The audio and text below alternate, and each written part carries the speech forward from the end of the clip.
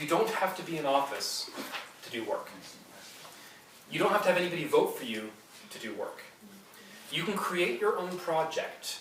And I talked about projects earlier as being going from I'm working hard to I'm working smart to I'll help, etc., all the way up to I have an idea.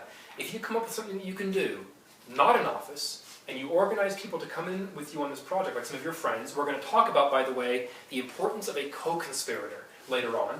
If you get some of your friends to help you, work on something really cool, and it could be like making a bunch of free belt papers for the feast that people didn't know you were going to make. It could be what I talked about earlier, like throwing the feast. Maybe you come to the park one day with a whole bunch of class sashes. You can do small things like that and build your way up. People will begin to think, they won't be thinking, oh yeah, this was the girl that was Prime Minister once and just lost our records. They'll start thinking, this is the person that does these really cool things for our park. And you know what? There was that one time they did that one thing, but look at these 5 times they did this other thing. It does take a while. I'll get to you in a second. It does take a while because people will remember bad more than they remember good. It's the same way with words and deeds. People remember the bad words you said more than the good deeds you did. So a few bad words presses the scale down about as much as a whole bunch of good deeds. You just have to keep working and doing new and cool things, and eventually they'll realize this person's for real. Yes, ma'am? And to add to that, when you do the thing and you're going out and you have a problem with it, don't give up because it doesn't work. Because trying and going out and doing an idea and making it happen and doing all the work, people still notice that you did the work. It's when you go, I quit, I suck, and you stop working, that's when people will go, I'm not voting for you ever again. So realize, don't give up. What Lisa says there is actually really very important. It's a very good point. People will begin to think of it as this is the person that's only here when things are going well. And one of the important things with officers is when you're in office, not all the time do things go well. In fact, some of the time you're thinking, oh my goodness, I hope the park doesn't fall apart around me. Or I really hope people come out to Amtgard today. Things won't always go well when you're in office. And if people look at you and say, well, when the chips are down, they threw up their hands and backed up and said, never again, what are they going to think you're going to do when you are in office and things are bad? Troy? The best thing that I can think of to go along with that is when you realize something is going wrong, instead of just quitting or whatever, ask people around you what they would have done differently. That shows that you value their opinions and that you're looking for help instead of just giving up and moving on. Absolutely. And that's critically valuable because we're going to come back to that in a little bit when we talk about the casual crowd and the core crowd and what they bring. We're going to talk about the value of where you get your opinions from. Yes, ma'am? The other half of it is being on the other side where when you see that things aren't going well, then rather than complaining and bringing the whole crowd down and, attacking each other, approaching whoever's in charge to say, hey, what can we do to help you out? Or hey, I have an idea. Is it okay if I work with this idea? And kind of, build into making it better rather than tearing it down.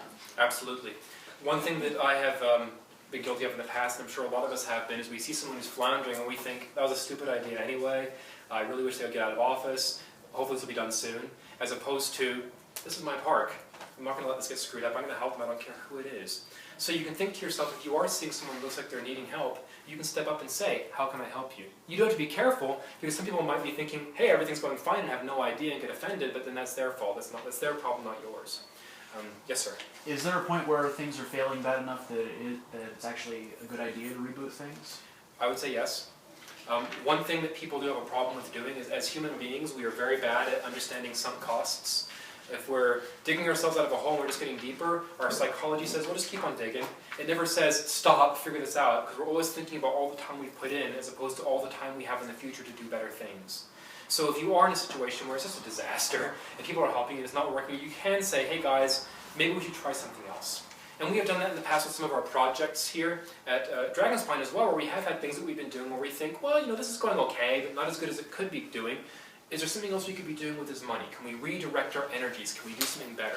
So it is valuable to say, this isn't working, let's move on.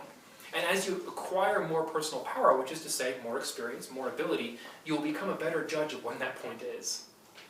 I had a couple of points that were said here on the internet. I will not say Julian's, but Randy said it is important to handle a failure with maturity. If you lose control, you lose respect, and that is absolutely true.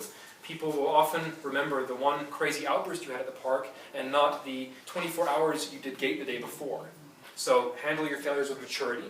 And he also said earlier, it scrolled off here a little bit, he said a good leader is also a good follower. We just touched on that a little bit.